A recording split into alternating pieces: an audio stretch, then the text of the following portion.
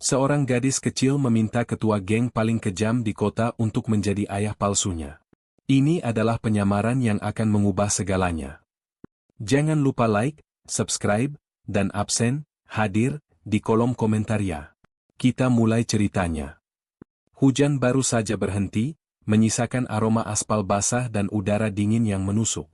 Di sebuah gang buntu yang remang-remang, di antara tumpukan kardus basah dan bau busuk dari tempat sampah, Fadil berdiri. Dia tidak bersandar. Dia tidak terlihat lelah. Dia hanya berdiri tegak, mendengarkan. Satu-satunya suara adalah tetesan air dari talang yang rusak dan langkah kaki tergesa dari tiga pria yang baru saja melarikan diri, meninggalkan pemimpin mereka yang tergeletak tak sadarkan diri di genangan air kotor. Darah di buku-buku jari Fadil sudah mengering dan terasa kaku. Sebuah sobekan di pelipisnya mengeluarkan darah segar, tapi itu bukan miliknya. Fadil adalah ketua geng Naga Hitam. Di dunia bawah tanah, namanya adalah Vonis. Dia tidak banyak bicara, tidak pernah berteriak. Dia memerintah dengan tatapan mata yang beku dan reputasi kekerasan yang presisi. Malam ini adalah pengingat kecil bagi siapa saja yang berani mengambil jatah wilayahnya. Dia merogoh sakunya, mengabaikan rasa sakit di tulang rusuknya yang mungkin retak, dan mengeluarkan ponsel sekali pakai. Satu pesan singkat ia kirim, selesai. Dia benci keributan. Dia benci meninggalkan jejak. Dia benci kelemahan. Saat dia melangkah keluar dari gang, kembali ke jalan raya yang lebih terang, dia menarik kerah jaket kulit hitamnya. Dia perlu menghilang selama beberapa hari. Pertarungan tadi menarik terlalu banyak perhatian. Anak buahnya akan membereskan sisanya, tapi musuh-musuhnya kini tahu dia sedang bergerak sendirian. Fadil berjalan tanpa tujuan, membiarkan instingnya membawanya melewati deretan ruko yang tutup, menuju ke kompleks perumahan rakyat yang padat. Tempat terbaik untuk bersembunyi adalah di tempat yang paling tidak terduga. Bukan di markas mewah, tapi di antara warga sipil yang sibuk dengan masalah sepele mereka. Dia berhenti di sudut jalan, di bawah lampu merkuri yang berkedip-kedip, memikirkan langkah selanjutnya. Dia tampak seperti bayangan yang salah tempat, terlalu gelap, terlalu berbahaya untuk lingkungan yang tenang ini. Wajahnya yang tegas dan penuh luka memar membuatnya dijanghi oleh beberapa pejalan kaki terakhir yang bergegas pulang. Dia menghela napas, uap keluar dari mulutnya. Dia butuh kopi, jahitan, dan tempat tidur. Tiba-tiba, sebuah suara kecil dan tipis memecah keheningan. Om? Fadil membeku. Tidak ada yang memanggilnya, Om. Mereka memanggilnya, Bos, Ketua, atau Naga. Dia menoleh perlahan. Di sana, berdiri seorang gadis kecil, tidak lebih dari 7 tahun, memeluk tas sekolah bergambar kelinci. Matanya besar dan coklat, menatapnya tanpa rasa takut. Aneh. Biasanya, anak-anak akan menangis atau lari melihat wajahnya. Om berdarah, kata gadis itu pelan, menunjuk ke pelipis Fadil. Fadil hanya menatapnya. Pergi, geramnya. Suaranya serak. Gadis itu tidak bergerak. Dia malah melangkah lebih dekat. Om? Om kuat, ya? Fadil menyipitkan matanya. Ini konyol. Dia tidak punya waktu untuk ini. Apa maumu, nak? Gadis itu menelan ludah, mengumpulkan keberanian. Aku Rara. Aku butuh bantuan Om. Fadil seharusnya pergi. Dia seharusnya mengabaikan gadis itu dan menghilang ke dalam malam. Tapi ada sesuatu dalam cara Rara menatapnya, bukan ketakutan, melainkan penilaian. Seolah-olah gadis itu sedang menimbang-nimbang dirinya. Bantuan apa? Tanya Fadil, lebih tajam dari yang dia maksudkan. Rara sedikit tersentak, tapi tidak mundur. Di sekolahku, besok ada acara Hari Ayah. Semua teman Rara bawa ayahnya. Tapi, Rara nggak punya ayah. Fadil mendengus. Lalu hubungannya denganku? Rara selalu diejek, lanjut gadis itu, suaranya mulai bergetar. Mereka bilang Rara anak pungut. Mereka bilang Rara bohong kalau Rara punya ayah. Besok, mereka semua mau lihat. Fadil mulai tidak sabar. Bukan urusanku. Dia berbalik untuk pergi, tapi tangan kecil yang dingin mencengkeram ujung jaket kulitnya. Fadil berhenti. Sentuhan itu terasa aneh, seperti sengatan listrik kecil. "Tolong," bisik Rara. "Cuma besok. Om cuma perlu datang ke sekolah, berdiri di sebelah Rara, biar mereka berhenti mengejek Rara." Fadil menatap tangan kecil di jaketnya, lalu ke wajah Rara yang memelas. "Kenapa aku?" tanyanya, benar-benar bingung. "Minta bantuan tetanggamu. Gurumu." Mereka semua kenal Rara. Mereka tahu Rara nggak punya ayah, jelas Rara dengan logika anak-anak yang menyedihkan. "Tapi Om orang baru. Dan Om kelihatan kuat. Ayah itu harus kuat, kan? Biar bisa melindungi anaknya." "Kuat?" Fadil hampir tertawa. "Dia kuat. Dia telah menghancurkan tulang dan membangun kerajaan di atas rasa takut. Tapi gadis ini melihat kekuatan itu sebagai sesuatu yang protektif?"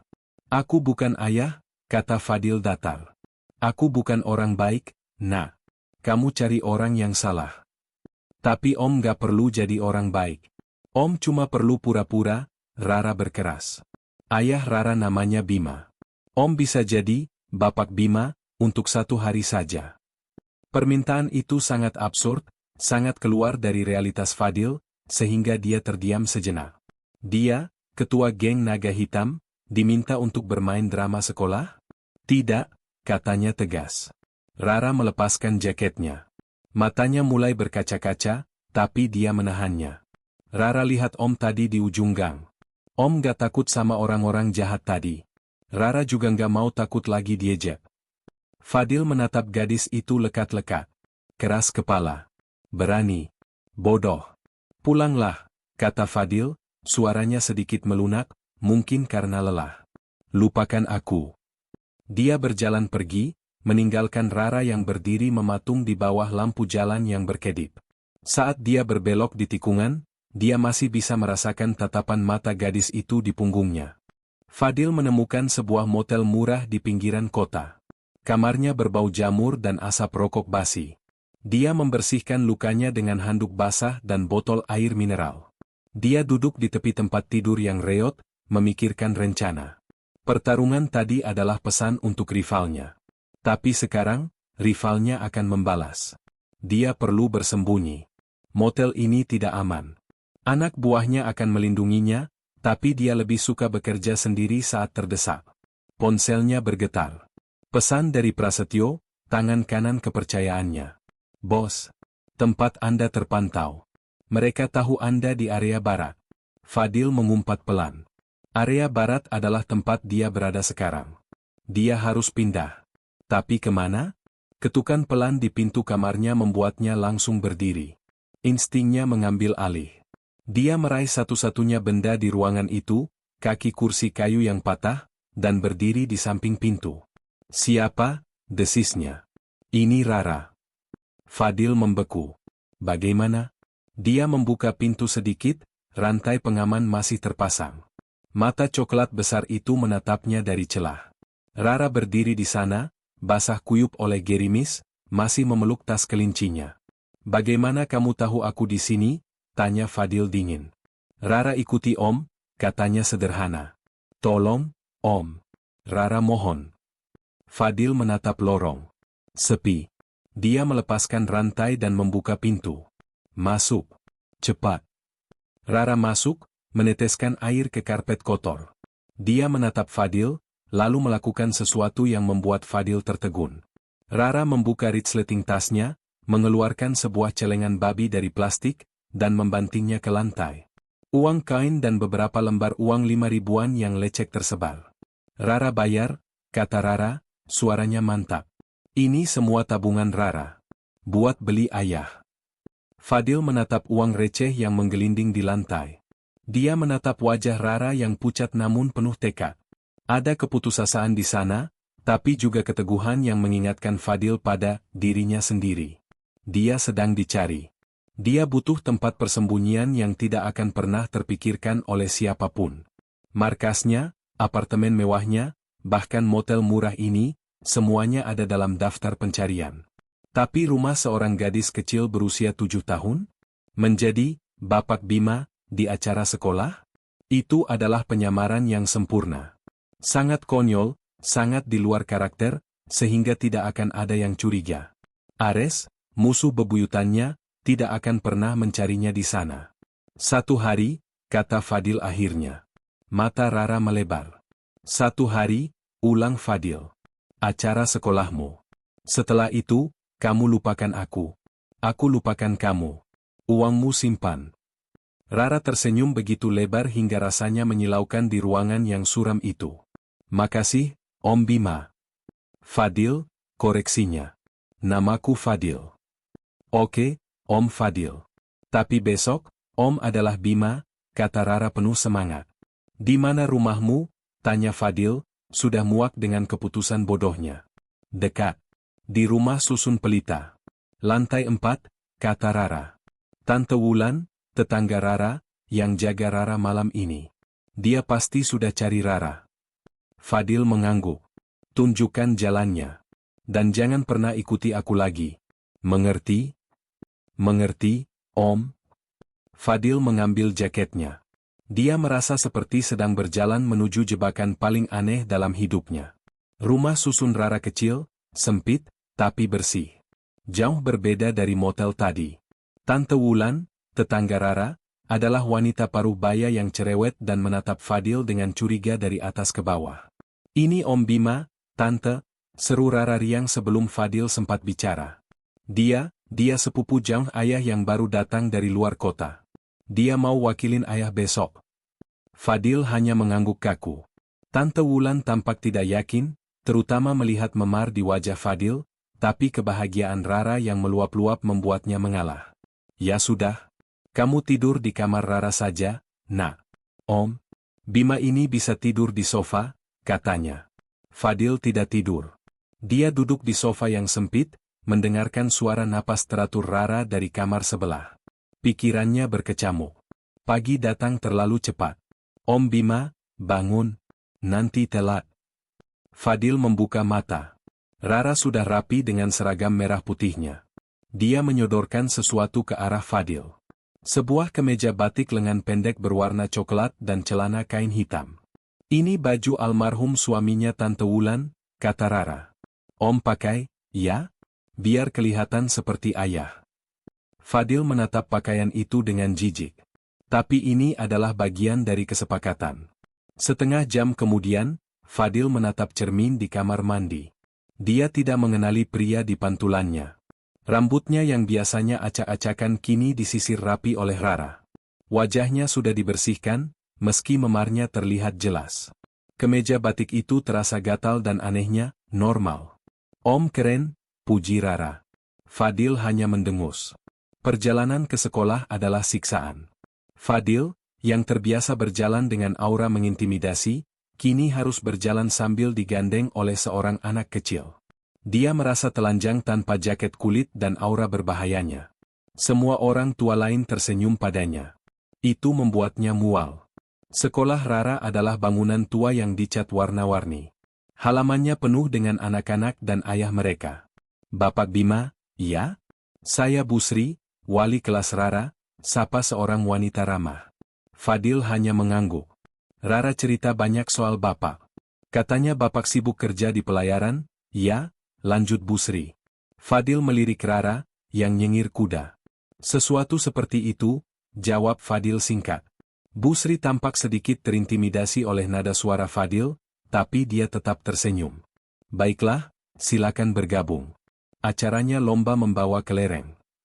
Fadil ingin menghilang. Tiba-tiba, 3 anak laki-laki yang lebih besar mendekati Rara. Wah, Rara.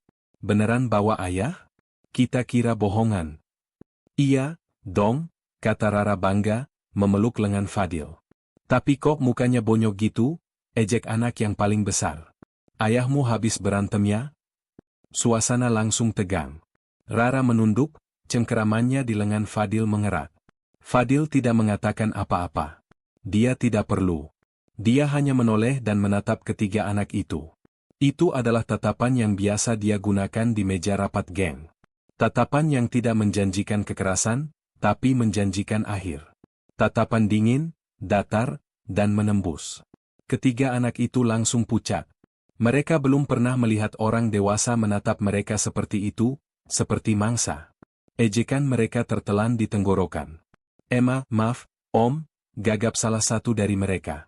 Pergi, kata Fadil.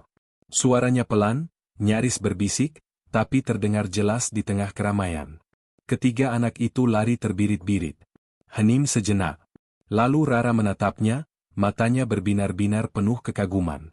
Makasih, Ayah. Panggilan itu, Ayah, terasa menusuk. Fadil membuang muka, merasa sangat tidak nyaman. Tapi kemudian, Rara tersenyum.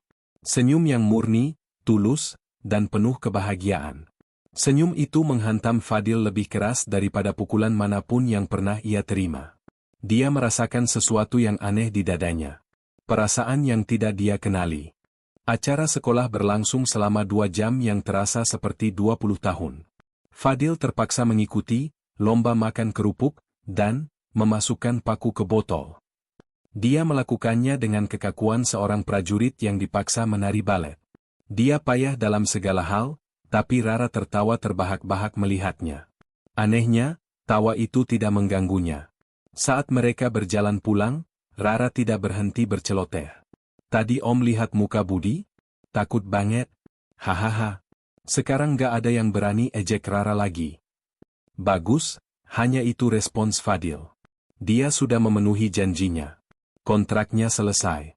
Mereka sampai di depan rumah susun. Makasih banyak ya, Om, kata Rara.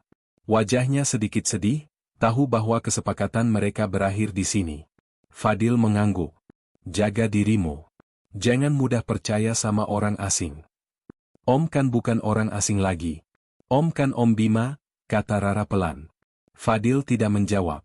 Dia berbalik dan berjalan pergi. Dia kembali ke motel tadi, sudah merencanakan langkah selanjutnya untuk keluar dari kota.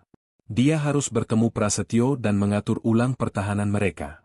Ares, mantan tangan kanannya, tidak akan berhenti sampai salah satu dari mereka mati. Ares tahu semua kelemahannya. Saat dia masuk ke kamar motel, ponsel sekali pakainya bergetar hebat. Panggilan masuk dari Prasetyo, nomor darurat. Fadil segera mengangkatnya. Bos, jangan kembali ke markas. Ares ada di mana-mana. Suara Prasetyo terdengar panik. Dia bawa orang baru. Dia tahu soal tempat persembunyian lama Anda di pelabuhan. Dia tahu segalanya. Fadil mengepalkan tangannya. Ares tidak hanya ingin mengambil alih, dia ingin menghapus Fadil sepenuhnya. Dia cari apa? Tanya Fadil. Dia cari Anda, bos. Tapi dia menyebar foto. Foto lama. Foto apa? Foto bos 8 tahun lalu. Waktu bos masih sama Alana. Nama itu membuat darah Fadil serasa berhenti mengalir. Alana. Satu-satunya wanita yang pernah menembus pertahanannya. Hubungan singkat dan penuh gairah 8 tahun lalu, sebelum Fadil menjadi ketua. Hubungan yang berakhir tiba-tiba saat Alana menghilang tanpa jejak. Kenapa dia cari foto Alana? Desis Fadil. Dia bilang, Alana punya sesuatu milik bos. Sesuatu yang paling berharga. Dia yakin Alana bersembunyi di kota ini sebelum dia meninggal. Fadil terdiam. Alana meninggal? Kapan? Bos, lanjut Prasetyo, Ares yakin Alana tidak sendirian waktu dia menghilang. Dia yakin Alana punya anak. Dunia Fadil serasa berputar. 8 tahun lalu. Alana menghilang. Tiba-tiba, dia teringat sesuatu. Sesuatu yang dikatakan Rara pagi tadi, yang dia abaikan. Nama ibu Rara juga Alana. Tapi sudah meninggal. Tidak. Itu tidak mungkin. Itu kebetulan yang konyol. Peras, kata Fadil, suaranya tegang. Cari tahu semua tentang wanita bernama Alana yang meninggal sekitar setahun lalu. Dia tinggal di rumah susun pelita. Siap, bos. Tapi bos harus pergi dari situ. Ares. Lakukan saja, bentak Fadil, menutup telepon. Dia menatap ke meja batik yang dia lempar ke tempat tidur. Dia memikirkan mata coklat besar Rara. Mata yang sama persis dengan mata Alana. Dia telah berjanji untuk melupakan Rara. Fadil menyambar jaket kulitnya dan berlari keluar pintu. Dia bukan lagi bersembunyi dari musuhnya. Dia berlari menuju sesuatu yang jauh lebih menakutkan. Dia berlari kembali ke rumah susun itu. Penyamarannya sebagai Bapak Bima belum selesai. Ini baru saja dimulai. Beberapa hari berlalu. Fadil menjadikan unit Rara sebagai bentengnya. Dia menolak semua panggilan dari Prasetyo, hanya mengirim pesan singkat, aman. Jangan cari. Dia tahu Prasetyo pasti bingung setengah mati. Fadil menjalani rutinitas baru. Bangun, membuat sarapan, dia sudah lebih baik, sekarang bisa membuat nasi goreng sederhana, mengantar Rara ke gerbang sekolah, lalu menghabiskan hari dengan mengamati lingkungan dari jendela apartemen seperti elang. Dia menganalisis rute pelarian, titik buta, dan wajah-wajah baru di sekitar rumah susun. Sore itu, dia menjemput Rara. Rara ingin bermain di taman kecil di pelataran rumah susun. Fadil duduk di bangku semen, berpura-pura membaca koran bekas, tapi matanya tidak pernah lepas dari Rara. Taman itu ramai. Ibu-ibu bergosip, anak-anak berlarian. Fadil merasa sangat tidak pada tempatnya dengan kemeja pinjaman Tante Wulan. Lalu, dia melihat mereka. Budi dan dua temannya, anak-anak yang dia takuti di sekolah. Mereka mendekati Rara yang sedang bermain ayunan sendirian. "Hei, Rara," kata Budi, nadanya mengejek. "Ayahmu masih ada? Kirain udah kabur lagi." Rara berhenti berayun. "Ayahku nggak kabur. Dia kerja." "Kerja jadi preman, ya? Mukanya kan kayak preman," timpal anak satunya. Fadil mengepalkan koran di tangannya. Insting pertamanya adalah berdiri, berjalan ke sana, dan memberi pelajaran pada anak-anak itu. Tapi, Bima, tidak akan melakukan itu. "Minggir, aku mau main," kata Budi, mendorong bahu Rara agar turun dari ayunan. Rara hampir jatuh. Dia menatap Budi dengan mata berkaca-kaca. Lalu, dia teringat sesuatu. Dia melihat ke arah Fadil. Fadil hanya menatap balik, diam. Budi mendorong Rara lagi. "Pergi, ku bilang." Tiba-tiba, Rara bergerak. Dia tidak menangis. Dia menginjak kaki Budi sekeras yang dia bisa, pelajaran, titik lemah, dan ketika Budi membungkuk kesakitan, Rara mendorongnya menjauh. "Jangan ganggu Rara," teriaknya. Budi dan teman-temannya terkejut. Ibu-ibu berhenti bergosip. Fadil merasakan gelombang kebanggaan yang aneh. Tapi Budi, yang malu karena didorong oleh seorang gadis, menjadi marah. Dia mengangkat tangannya, hendak membalas. Saat itulah Fadil bergerak. Dia tidak berlari. Dia hanya berjalan cepat, namun langkahnya begitu berat hingga seolah membuat tanah bergetar. Dia tidak mengatakan apa-apa sampai dia berdiri tepat di belakang Budi. "Ada masalah?" Suara Fadil pelan, tapi memotong keributan taman. Budi membeku. Dia berbalik perlahan dan mendongak menatap Bapak Bima. Fadil berjongkok, menyamakan tingginya dengan Budi. Dia tersenyum, tapi senyum itu tidak sampai ke matanya. "Namamu Budi, kan?" tanya Fadil ramah. "Terlalu ramah. Saya dengar kamu jago lari." "Itu bagus." Budi menelan ludah, bingung. "Rara itu anak saya," lanjut Fadil, suaranya masih seperti bisikan. "Saya tidak suka anak saya diganggu. Kalau saya lihat tangan kamu menyentuh dia lagi, sekali saja, saya akan bicara dengan ayahmu." Itu terdengar seperti keluhan orang tua yang normal. Tapi cara Fadil mengatakannya, tatapan matanya yang menusuk, dan aura dingin yang menguar darinya, membuat Budi merasa sebaliknya. Itu bukan ancaman biasa. "Dan kalau ayahmu tidak bisa mengajarimu sopan santun," tambah Fadil, "mungkin kamu perlu cari rute lari yang baru. Yang jauh dari sini. Mengerti?" Budi mengangguk cepat, matanya membelalak ketakutan. Maaf, Om. Maaf, Rara." Budi dan teman-temannya berlari terbirit-birit. Fadil berdiri. Dia menoleh ke Rara, yang menatapnya dengan kekaguman yang sama seperti di sekolah. "Ayo pulang," kata Fadil, mengulurkan tangannya. Rara menyambut tangan itu. "Jurus Om Bima hebat." "Jurusmu juga hebat, Nak," gumam Fadil, lebih pada dirinya sendiri. Saat mereka berjalan kembali, dia tidak menyadari bahwa seorang pria di seberang jalan, yang duduk di atas motor, baru saja mengambil foto mereka berdua dan mengirimkannya. Paranoia Fadil meningkat. Dia merasa diawasi. Dia mulai melihat wajah-wajah yang sama di tempat-tempat yang berbeda. Pria di warung kopi yang selalu membaca koran yang sama selama 3 jam. Pria di motor di ujung jalan. Mereka adalah pengintai. Anak buah Ares. Fadil tahu dia tidak bisa tinggal di rumah susun selamanya. Dia perlu menghubungi Prasetyo. Malam itu, setelah Rara tertidur lelap, Fadil menyelinap keluar. Dia menggunakan rute yang sudah dia petakan, turun melalui tangga darurat di blok sebelah, melompati pagar, dan keluar melalui gang sempit di belakang pasar. Dia bertemu Prasetyo di bawah jembatan layang yang bising, tempat favorit mereka untuk pertemuan rahasia. Prasetyo, tangan kanannya yang setia, tampak lega sekaligus cemas. "Bos, syukurlah Anda selamat. Kami kira Anda ditangkap. Kenapa Anda tidak bisa dihubungi?" "Aku sedang menyamar," kata Fadil singkat. "Bagaimana situasinya?" "Buruk," kata Prasetyo. "Ares sudah gila. Dia menyisir kota. Dia yakin bos menyembunyikan sesuatu yang besar. Dan, dia tahu bos ada di area Rusun Pelita." Jantung Fadil berdebar kencang. Seberapa banyak yang dia tahu? "Itu masalahnya, bos." Prasetyo mengeluarkan ponselnya. Dia menyebar foto ini. Prasetyo menunjukkan foto yang baru saja dikirim oleh pengintai di taman tadi sore. Foto Fadil, sebagai Bima, menggandeng tangan Rara. "Dia belum tahu itu Anda, bos," jelas Prasetyo buru-buru. Dia pikir itu cuma warga sipil biasa. Tapi pengintai itu melaporkan bahwa anak di foto itu adalah anaknya Alana. Fadil terdiam.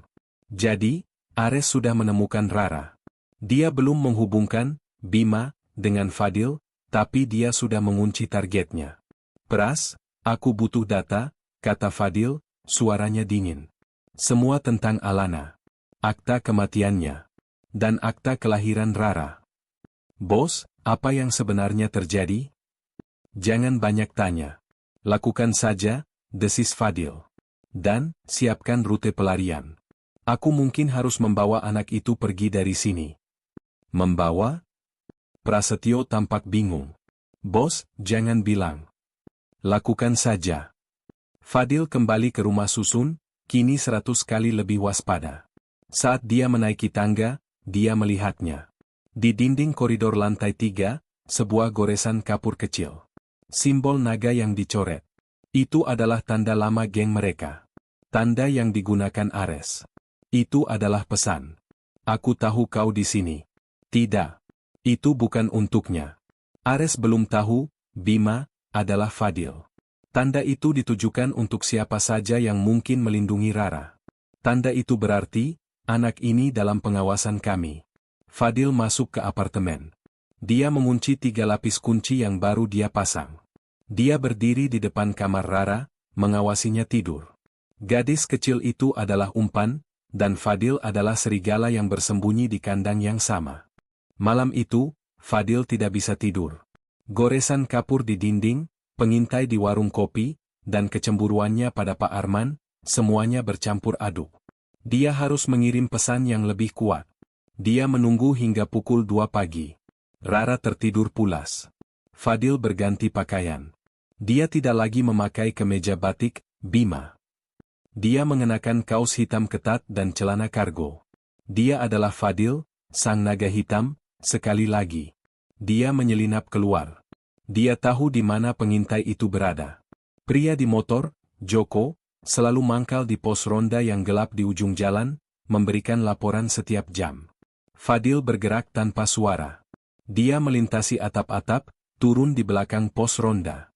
Joko sedang asyik dengan ponselnya, tidak menyadari bayangan yang muncul di belakangnya sampai semuanya terlambat.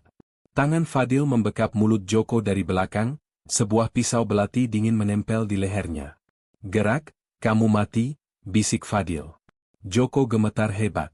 Dia mengenali suara itu. Fadil menyeretnya ke gang yang lebih gelap. "Siapa namamu?" Joko, Bos Fadil." "Ampun, bos." Fadil membanting Joko ke dinding. Pisau itu kini menekan pipi Joko. "Kenapa Ares mengawasiku?" Bukan Anda, bos," gagap Joko. "Ares cari anaknya Alana. Dia pikir anak itu punya rahasia bos. Dia nggak tahu bos ada di sini." Sumpah. Fadil mempererat cengkeramannya. Dia pikir anak itu apa? Jaminan? Dia pikir anak itu kelemahan bos. Dia dapat info kalau bos dulu sayang sekali sama Alana. Dia pikir, dia bisa pakai anak itu untuk memancing bos keluar dari persembunyian. Ini lebih buruk dari yang Fadil duga. Ares tidak tahu Fadil sudah ada di sana. Ares berpikir dia bisa menculik Rara untuk memancing Fadil. Kesalahpahaman ini akan membunuh Rara.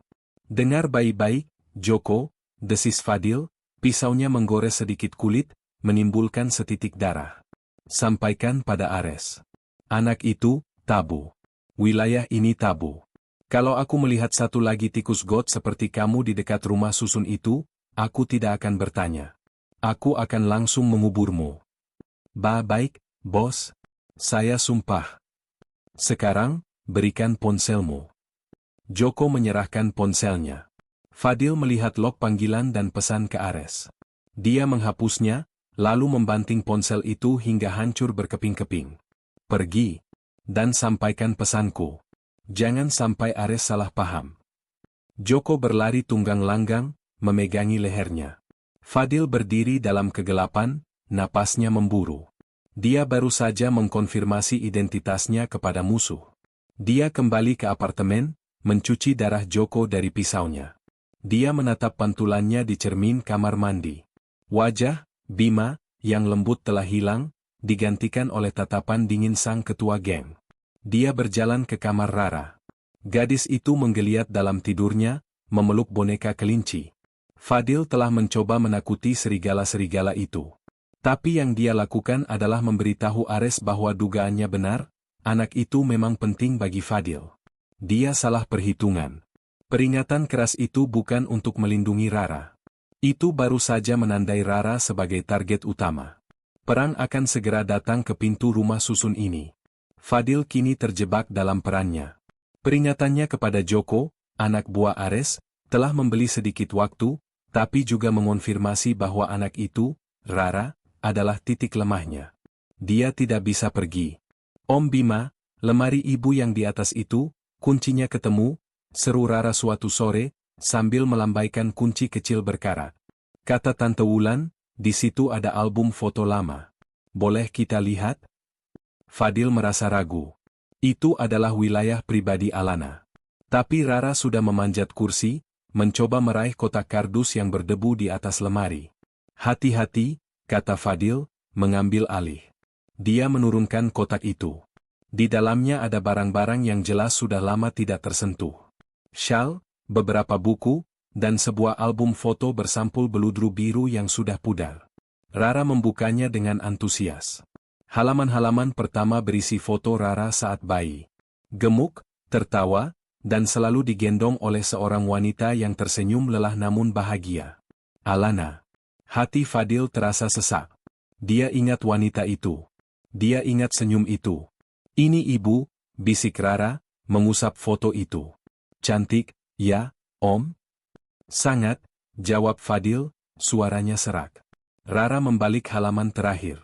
Foto-fotonya lebih tua, dari masa sebelum Rara lahir. Pesta di pantai, kumpul-kumpul di warung. Lalu, Rara menunjuk satu foto yang diselipkan di bagian paling belakang. Ini siapa, Om? Fadil membeku. Itu adalah foto dari sebuah acara di pelabuhan, sekitar 8 atau 9 tahun lalu. Seorang pria muda, kurus, dengan rambut gondrong dan senyum arogan yang langka, sedang merangkul Alana. Pria itu belum memiliki bekas luka di pelipisnya, dan matanya belum sedingin es. Pria itu adalah dirinya. Dia ingat malam itu. Itu bukan cinta satu malam yang dia coba yakini pada dirinya sendiri. Itu adalah puncak dari hubungan rahasia selama 2 bulan. Alana adalah satu-satunya pelabuhan damai di dunianya yang mulai kacau. Lalu, Alana menghilang. Tepat saat Fadil mulai naik pangkat di geng, tepat saat kekerasan menjadi nama tengahnya. Dia selalu mengira Alana meninggalkannya karena takut, atau karena menemukan orang lain yang lebih baik. Om, ulang Rara. Fadil mengambil foto itu dari tangan Rara. Dia menatap dirinya yang dulu, lalu menatap Rara yang duduk di sampingnya. Rara berusia 7 tahun. Foto ini diambil 8 tahun lalu. Perhitungan matematis sederhana itu menghantamnya seperti pukulan di ulu hati. 9 bulan. Rara lahir sekitar 9 bulan setelah Alana menghilang. Om? Om kenal ibu? Tanya Rara, melihat perubahan ekspresi Fadil. Aku harus ke toilet, kata Fadil tiba-tiba. Dia mengunci diri di kamar mandi kecil yang pengap. Dia menyandarkan tangannya di dinding keramik yang dingin. Napasnya pendek. Tidak mungkin. Dia menatap pantulannya di cermin. Dia mencari-cari bentuk rahang Rara. Cara gadis itu menyipitkan mata saat berpikir. Itu semua bukan kebetulan. Kecurigaan yang selama ini dia kubur, rasa familiar yang aneh saat pertama kali bertemu Rara, kini meledak menjadi kepastian yang menakutkan. Ares tidak sedang mencari kelemahan Fadil. Ares sedang mencari anak Fadil. Dan Fadil, dengan bodohnya, telah hidup serumah dengannya tanpa menyadarinya. Fadil menjadi pria yang berbeda dalam semalam. Paranayanya meningkat 10 kali lipat. Setiap suara di koridor, setiap orang asing di pelataran, tampak seperti ancaman langsung. Dia harus tahu. Dia harus pasti. Dia tidak bisa bertanya pada Rara. Dia tidak bisa merusak ingatan gadis itu tentang ibunya. Dia harus melakukannya diam-diam. Kesempatan itu datang 2 hari kemudian. Rara sedang asyik menyisir rambutnya di depan cermin. "Sini, Om bantu," kata Fadil, suaranya dibuat setenang mungkin. Tangannya, yang terbiasa memegang senjata, terasa kaku saat mengambil sisir plastik merah muda itu. "Rambut Rara kusut," keluh Rara. "Biar Om rapikan." Fadil menyisir rambut Rara dengan lembut. Saat selesai, dia membersihkan sisir itu, dengan hati-hati mengambil beberapa helai rambut Rara yang rontok dan menyimpannya di dalam kantong plastik klip kecil yang dia curi dari dapur Tante Wulan. Dia menambahkan sehelai rambutnya sendiri. Malam itu, dia menyelinap keluar lagi. Pertemuannya dengan Prasetyo kali ini lebih mendesak. "Bos, situasinya makin panas," lapor Prasetyo di bawah jembatan layang. "Ares merekrut orang baru. Dia frustrasi karena Joko gagal." "Lupakan Ares untuk sekarang," potong Fadil. Dia menyerahkan kantong klip itu. "Aku butuh tes DNA." Prasetyo menatap kantong itu, lalu ke wajah Fadil yang serius. "Bos, ini rambutku. Dan rambut anak itu." Prasetyo terhuyung mundur. Dia mengerti. "Jadi rumor itu? Alana?" "Astaga, bos. Aku tidak butuh reaksimu. Aku butuh hasil," kata Fadil dingin. "Cari laboratorium swasta terbaik. Bayar mereka 3 kali lipat. Aku tidak peduli berapa biayanya. Aku mau hasilnya dalam 48 jam. Dan pras." "Ya, bos. Tidak ada yang boleh tahu. Jika Ares mencium ini, dia akan berhenti mengintai dan langsung menyerang." "Mengerti?" "Mengerti, bos." 2 hari berikutnya adalah penyiksaan terpanjang dalam hidup Fadil. Dia tidak bisa tidur. Dia hanya duduk di sofa, mengawasi Rara.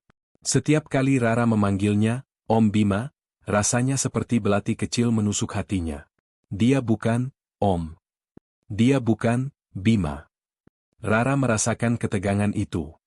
"Om Bima kenapa? Kok diam terus?" tanyanya, sambil menyodorkan biskuit. Fadil menatap biskuit itu, lalu menatap Rara. Dia melihat Alana dalam senyumnya, tapi dia melihat dirinya sendiri dalam tatapan matanya yang keras kepala. "Om, cuma lagi banyak pikiran," jawab Fadil. "Soal pekerjaan." "Oh," kata Rara. "Om Bima jangan kerja terus. Nanti capek. Main sama Rara aja." Fadil mengulurkan tangan dan mengusap kepala Rara. Sentuhannya masih kaku, tapi kali ini ada keraguan. Ada ketakutan. Apa yang akan dia lakukan jika hasilnya, ya? Dan, apa yang akan dia lakukan jika hasilnya, tidak? Ponsel sekali pakainya bergetar di sakunya. Sebuah pesan teks. Dari Prasetyo. Isi pesannya singkat. Hanya sebuah tautan ke portal web yang aman dan sebuah kata sandi. Fadil menunggu sampai Rara masuk ke kamarnya untuk tidur siang. Tangannya gemetar hebat saat dia memasukkan kata sandi itu di ponselnya. Sebuah file PDF terbuka. Dia tidak mengerti semua istilah ilmiah, angka, dan penanda genetik. Dia menggulir ke bawah, mencari kesimpulan. Di sana, di bagian bawah halaman, dalam huruf tebal yang lugas. Probabilitas paternitas, 99,9999 kesimpulan. Fadil dipastikan adalah ayah biologis dari Rara. Ponsel itu terlepas dari genggamannya dan jatuh ke lantai dengan suara pelan. Fadil terduduk di sofa. Dia mencoba bernapas, tapi rasanya tidak ada cukup udara di ruangan itu. Anakku. Kata itu bergema di kepalanya. Anakku. Bukan anak pungut. Bukan gadis kecil yang kebetulan dia temui. Bukan penyamaran. Rara adalah darah dagingnya. Seluruh emosi yang dia rasakan selama berminggu-minggu, dorongan untuk melindunginya, kemarahan pada para bully, kecemburuannya pada Pak Arman, kehangatan aneh saat dia tertawa, semuanya tiba-tiba masuk akal. Itu bukan kelemahan. Itu bukan karena dia menjadi lembut. Itu adalah insting. Alana tidak pernah memberitahunya. Dia telah membawa rahasia ini sendirian. Dia telah membesarkan putri mereka sendirian, di rumah susun yang sempit ini, sementara Fadil membangun kerajaan di dunia gelap. Rasa bersalah menghantamnya begitu keras hingga dia terbungkuk, memegangi perutnya. Dia telah gagal. Dia telah gagal melindungi Alana. Dan sekarang dia gagal melindungi Rara. Dia membawa musuh-musuhnya, Ares, langsung ke depan pintu putrinya. Pintu kamar terbuka sedikit. Rara mengintip keluar, memeluk boneka kelincinya. Om Bima? Fadil mendongak. Wajahnya basah. Dia tidak sadar dia menangis. Rara tampak kaget melihat Bima yang kuat menangis. Dia berjalan mendekat. Om kenapa? Apa pekerjaan Om bikin Om sedih? Fadil tidak bisa berkata-kata. Dia membuka lengannya. Rara ragu sejenak, lalu berlari dan memeluk leher Fadil. Fadil memeluknya erat. Bukan pelukan kaku, Om Bima. Ini adalah pelukan seorang ayah yang putus asa, seorang pria yang hancur, yang baru saja menemukan seluruh dunianya dalam sosok kecil yang rapuh ini. Maafkan Om, bisik Fadil ke rambut Rara. Maafkan aku, Nak. Om gak salah apa-apa, gumam Rara, bingung. Tepat pada saat itu, keheningan di rumah susun itu pecah. Bukan oleh suara ketukan, tapi oleh suara tendangan keras yang membuat pintu kayu tipis itu nyaris terlepas dari engselnya. Tendangan kedua.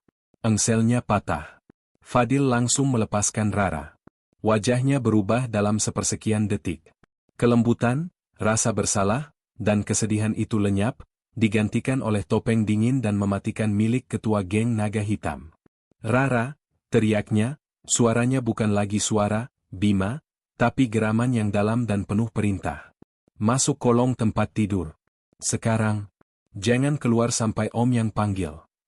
Rara, yang lebih takut pada teriakan Fadil daripada pada suara pintu, langsung berlari dan bersembunyi. Pintu itu terbuka. 3 pria berbadan besar, dipimpin oleh Joko, masuk. Di belakang mereka, berdiri sosok yang Fadil kenali dengan baik. Ares. Kejutan, Fadil, kata Ares sambil bertepuk tangan pelan. Dia pria yang rapi, berkebalikan dari Fadil yang kasar. Dia memakai kemeja licin dan sepatu pantofel mahal. Aku tidak menyangka, lanjut Ares, matanya menyapu apartemen sempit itu dengan jijik. Seorang ketua naga hitam tinggal di kandang tikus. Dan bermain rumah-rumahan? Fadil berdiri di antara para penyerang dan kamar Rara. Dia tidak mengatakan apa-apa. Dia hanya mengukur jarak, menghitung musuh, mencari senjata. Joko bilang kamu memperingatinya, kata Ares. Itu konfirmasi yang kubutuhkan. Anak Alana memang penting bagimu. Tapi aku tidak tahu kalau kamu benar-benar menyamar jadi ayahnya. Itu manis sekali. Pergi, desis Fadil. Oh, tentu. Setelah aku mengambil apa yang kuinginkan, kata Ares. Bawa anak itu. 2 pria di depan Ares bergerak maju. Fadil tidak menunggu. Dia adalah Bima, selama berminggu-minggu, tapi dia adalah naga hitam, seumur hidupnya. Dia menyambar kursi lipat plastik tempat Rara biasa menggambar dan menghantamkannya ke kepala penyerang pertama. Kursi itu hancur, tapi pria itu terhuyung mundur. Penyerang kedua mengeluarkan pisau lipat. Fadil menendang tulang keringnya, jurus yang sama yang diajarkan pada Rara, dan saat pria itu membungkuk, Fadil menghantamkan sikunya ke tengkuknya. Pria itu jatuh pingsan. Semua terjadi dalam 5 detik. Ares dan Joko terkejut melihat kecepatan brutal itu. Fadil kini menghadap Joko. Matanya berkilat marah. Aku sudah memperingatmu. Joko, gemetar, mengangkat pipa besi. Fadil menangkisnya dengan lengan kirinya, mengabaikan rasa sakit saat tulangnya beradu. Tangan kanannya bergerak, mencengkeram leher Joko dan membantingnya ke dinding. Ares, melihat pertarungan tidak seimbang, mengeluarkan sesuatu dari balik jaketnya. Bukan pisau. Sebuah pistol. Berhenti, Fadil, teriak Ares. Fadil membeku. Dia melepaskan Joko yang terbatuk-batuk. Aku tahu kamu cepat, kata Ares, pistolnya terarah lurus ke dada Fadil. Tapi kamu tidak lebih cepat dari peluru. Sekarang minggir. Biarkan Joko mengambil anak itu. Fadil perlahan mengangkat tangannya. Matanya tidak pernah lepas dari Ares. Pilihan yang bijak, senyum Ares. Joko bangkit, menyeringai, dan berjalan menuju kamar tidur. Fadil tahu dia hanya punya satu kesempatan. Saat Joko tepat di sampingnya, Fadil menjatuhkan tangannya secepat kilat, bukan ke Ares, tapi ke Joko. Dia menarik Joko ke depan tubuhnya, menggunakannya sebagai tameng manusia. Dor! Pistol Ares meletus. Peluru itu mengenai bahu Joko, bukan Fadil. Joko menjerit. Menggunakan kekacauan itu, Fadil menerjang maju. Dia menghantam Ares, membuat pistol itu terlepas dan meluncur ke bawah sofa. Ini bukan lagi pertarungan. Ini adalah amukan. Fadil menghajar Ares. Pukulan demi pukulan mendarat di wajah Ares. Ini bukan lagi soal wilayah. Ini bukan soal geng. Ini soal putrinya yang bersembunyi di bawah tempat tidur, mendengarkan semua ini. Jangan pernah sentuh dia, teriak Fadil di setiap pukulan. Dia baru akan melayangkan pukulan terakhir ketika sebuah pisau menusuk tajam ke sisi tubuhnya, di bawah tulang rusuk. Penyerang pertama yang dia hajar dengan kursi, yang dia kira pingsan, telah sadar dan menusuknya dari samping. Fadil mengerang. Adrenalinnya menahan rasa sakit. Dia berbalik, mencabut pisau dari tubuhnya, dan menghantam pria itu dengan gagang pisau hingga pingsan, lagi. Hening. Apartemen itu hancur. 3 pria tergeletak tak sadarkan diri. Ares merangkak, wajahnya babak belur, mencoba meraih pistolnya. Fadil menginjak tangan Ares, mematahkan jarinya. Ares menjerit. Keluar, perintah Fadil, napasnya terengah. Darah merembes dari sisi tubuhnya, membasahi kemeja batiknya. Bawa tikus-tikusmu dan keluar. Katakan pada siapa saja yang bertanya, naga hitam sudah kembali. Ares, sambil memegangi tangannya yang patah, merangkak keluar pintu, penuh ketakutan dan kebencian. Fadil berdiri terdiam sejenak, ruangan itu berputar. Dia mencabut pisau dari pinggangnya. Rasa sakitnya luar biasa. Dia bersandar ke dinding, meninggalkan jejak darah. Rara, panggilnya. Suaranya serak. Sudah aman. Kamu boleh keluar. Tidak ada jawaban. Fadil berjalan tertatih ke kamar tidur. Dia berlutut, mengintip ke kolong tempat tidur. Rara ada di sana, di sudut paling jauh, memeluk lututnya. Dia tidak menangis. Dia hanya gemetar hebat. Matanya terbuka lebar, menatap Fadil dengan ekspresi yang belum pernah Fadil lihat sebelumnya. Bukan kekaguman. Bukan cinta. Itu adalah teror murni. Rara, ayo keluar. Kita harus pergi dari sini, kata Fadil lembut, mencoba menyembunyikan rasa sakitnya. Rara tidak bergerak. Dia hanya menatap darah yang menetes dari luka Fadil ke lantai.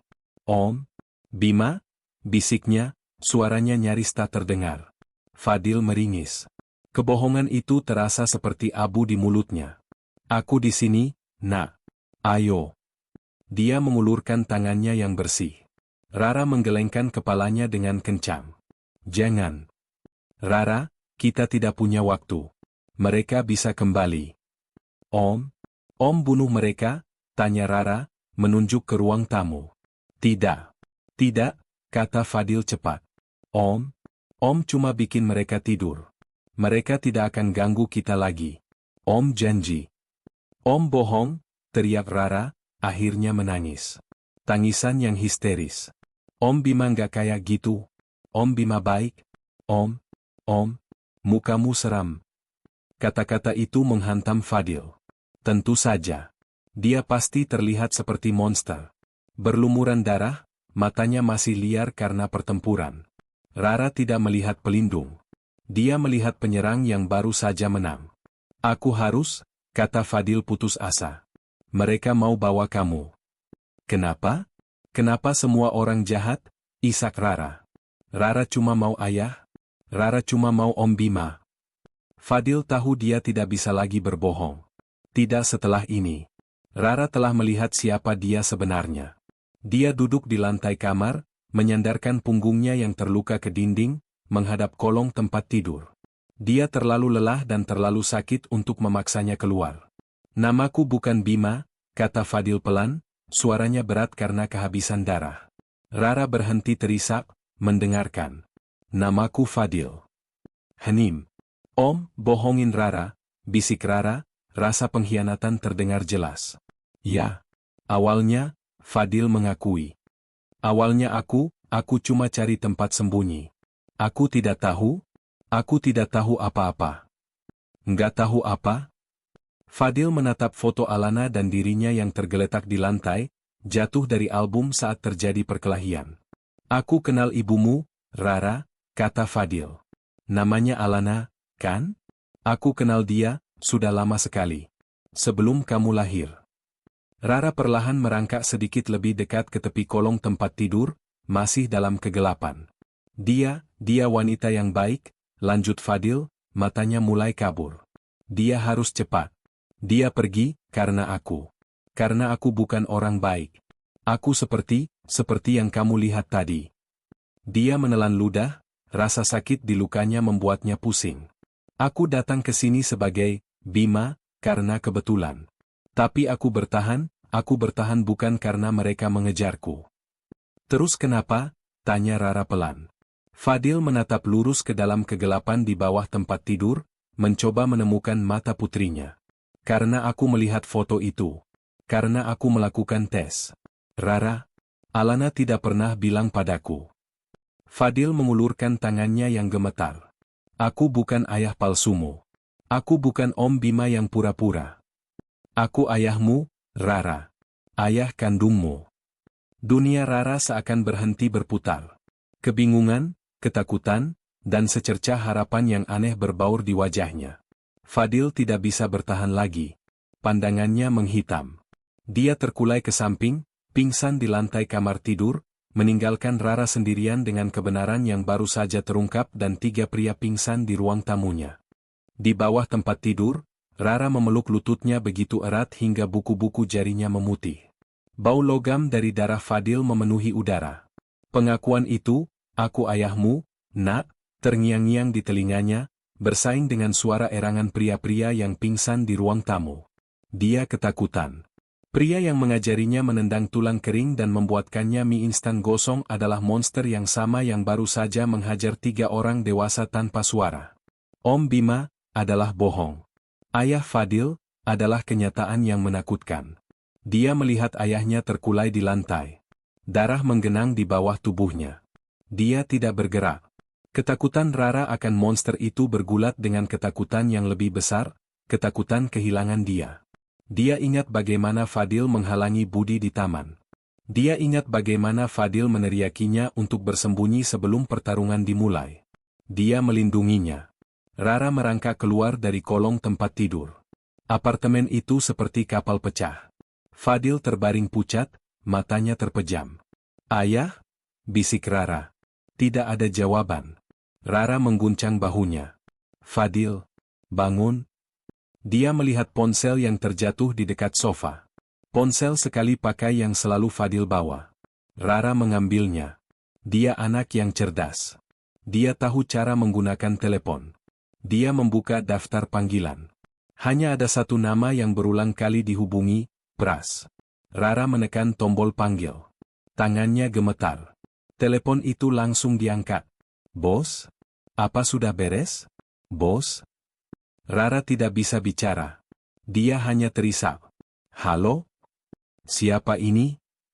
Suara di seberang terdengar panik. Tolong? Bisik Rara. Tolong?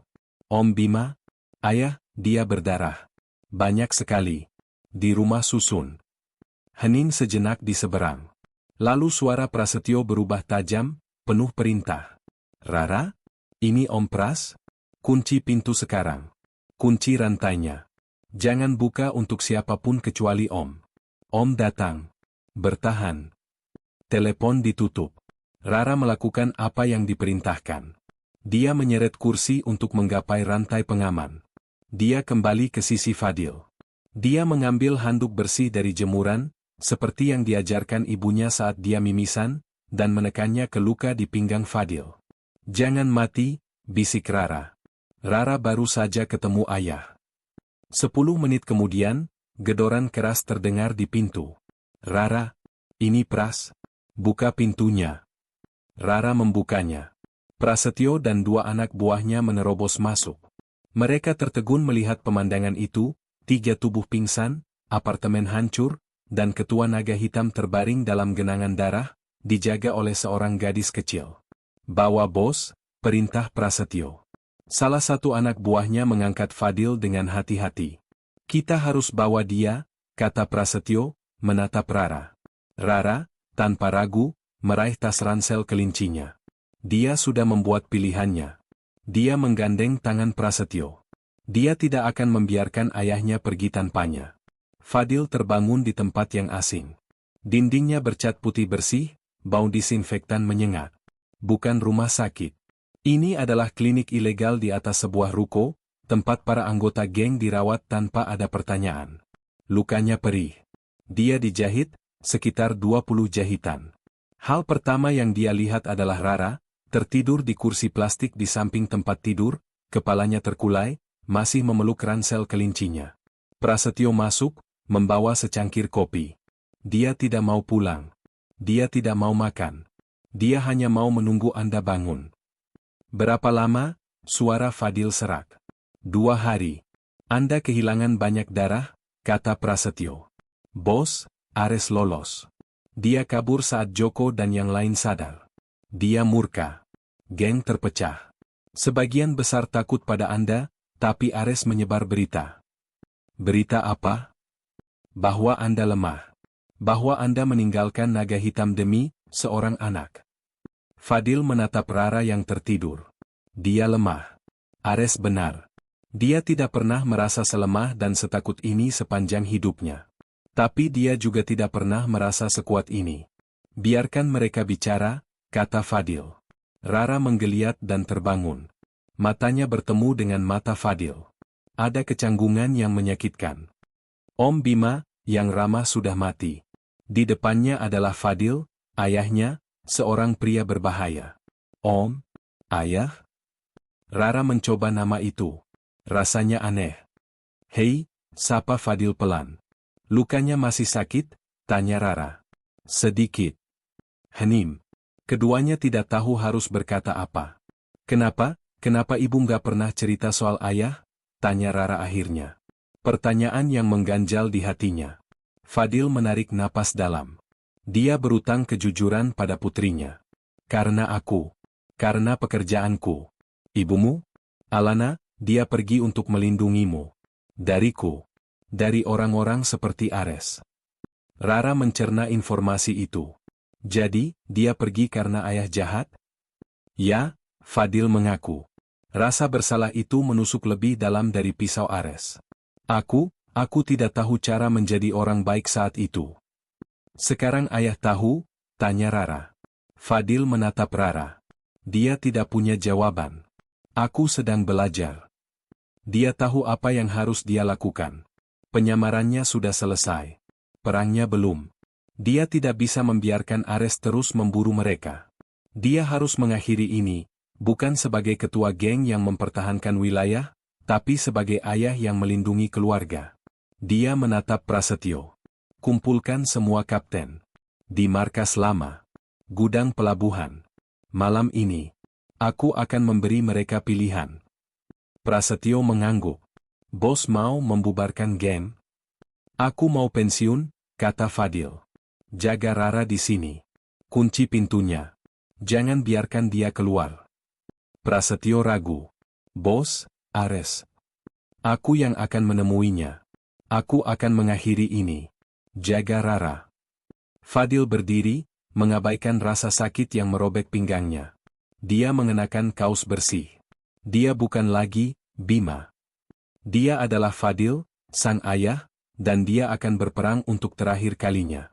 Gudang tua di pelabuhan itu dingin dan berbau karat. Ini adalah markas pertama Naga Hitam.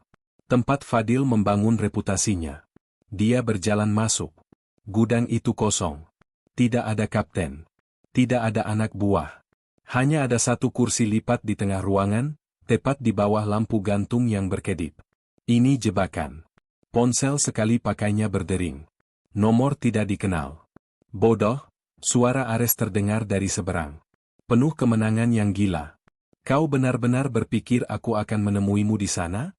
Kau pikir aku akan membiarkanmu pensiun dengan tenang? Jantung Fadil serasa berhenti berdetak. Di mana Rara?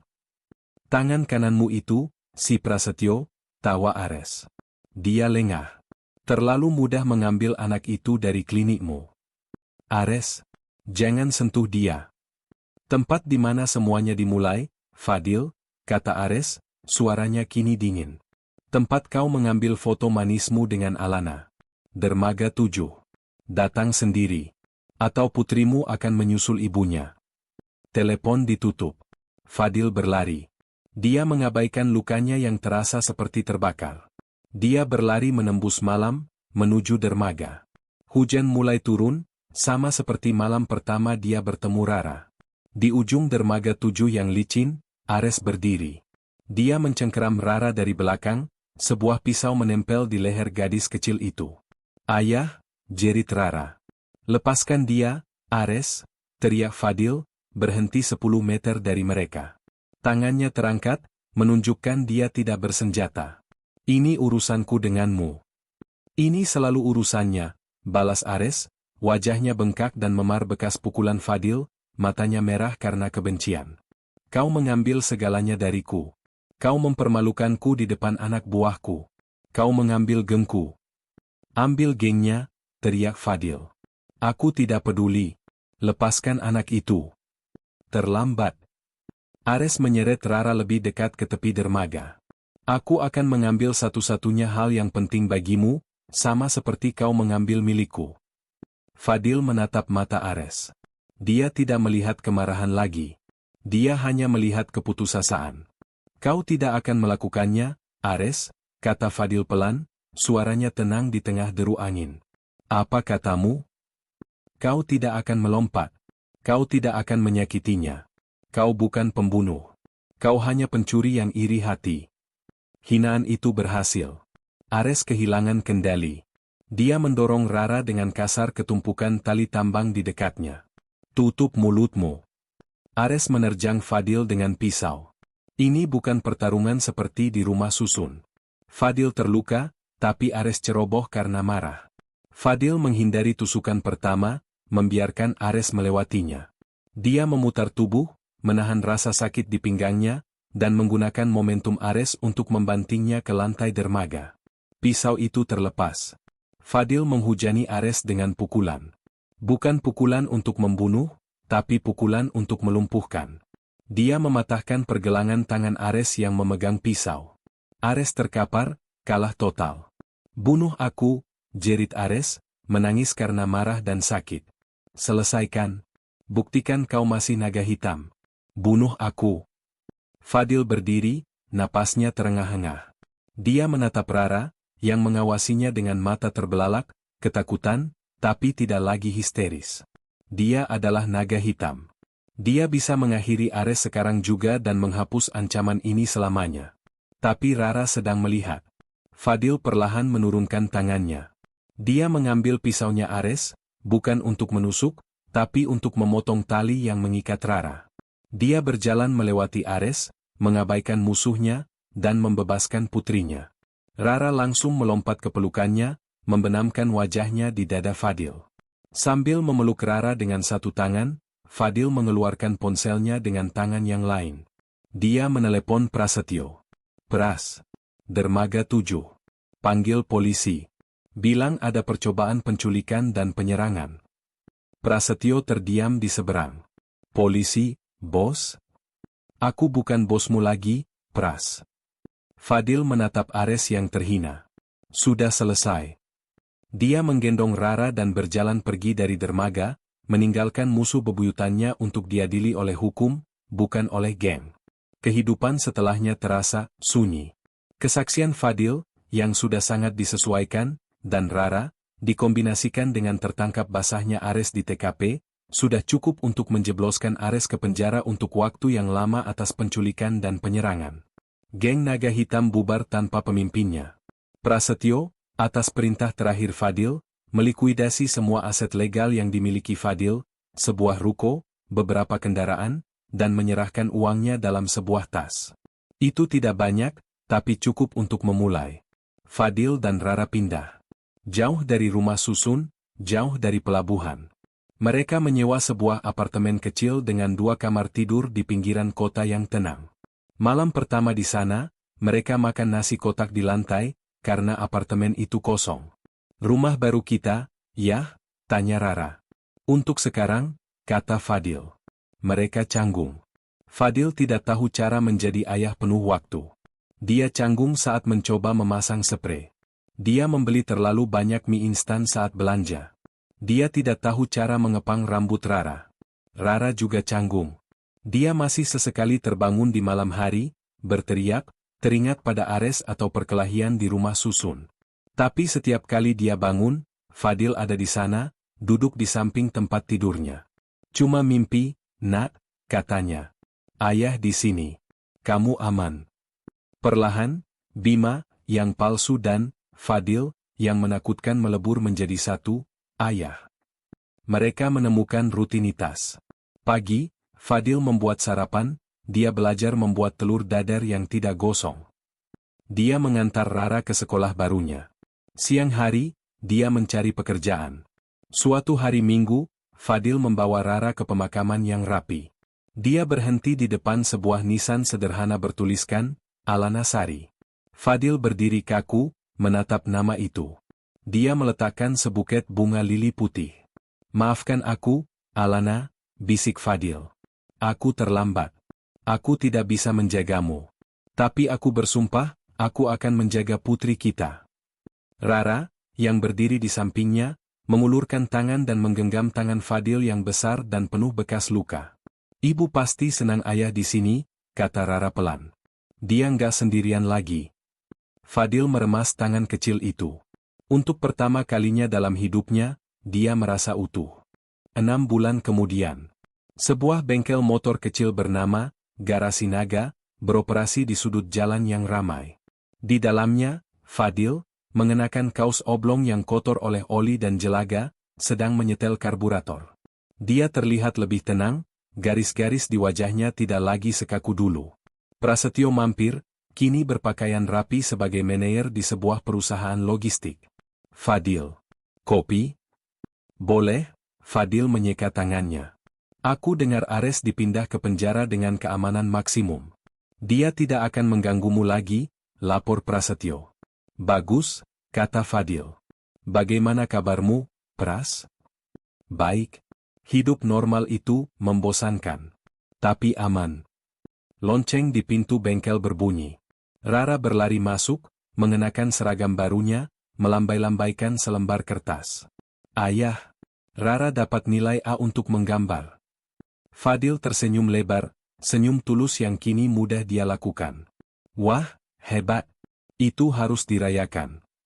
Ayo, ya. Nanti telat. Rara menarik-narik tangan Fadil. Telat kemana? Ke sekolah. Kan hari ini ada acara, bawa ayahmu bekerja. Ayah harus cerita soal bengkel. Fadil tertawa, melepas kaos kerjanya, memperlihatkan kaos bersih di baliknya. Di sekolah, Fadil berdiri dengan canggung di depan kelas Rara. Dia bukan lagi Bima yang kaku. Dia adalah Fadil. Selamat siang, katanya pada anak-anak. Nama saya Fadil. Saya ayahnya Rara. Saya dulu banyak bekerja di pelabuhan. Tapi sekarang, saya punya bengkel motor. Rara berdiri di sampingnya dengan bangga. Saat mereka duduk kembali, seorang anak laki-laki yang lebih besar di belakang mereka menarik kuncir kuda Rara. Ayahmu seram. Rara baru saja akan membalas, tapi Fadil menoleh ke belakang. Dia tidak mengatakan apa-apa. Dia hanya menatap anak itu. Tatapan naga hitam. Dingin, menusuk, dan penuh otoritas. Anak laki-laki itu langsung pucat dan membuang muka. Maaf. Fadil berbalik ke depan. Rara, yang melihat seluruh kejadian itu, terkikik pelan. Dia menyandarkan kepalanya di lengan Fadil yang berotot. Sang naga tidak pernah benar-benar pergi. Dia tidak lagi berkeliaran mencari mangsa. Dia telah menemukan sarangnya, dan dia akan melindungi apa yang ada di dalamnya sampai akhir. Dan, tamat. Sang naga hitam akhirnya menemukan sarangnya yang sesungguhnya. Sekarang giliran kalian. Menurutmu, apakah seseorang dengan masa lalu sebrutal Fadil pantas mendapatkan akhir yang bahagia bersama Rara? Komen, pantas, jika ya, atau komen, tidak, jika menurutmu dia belum sepenuhnya membayar kesalahannya. Terima kasih sudah menonton.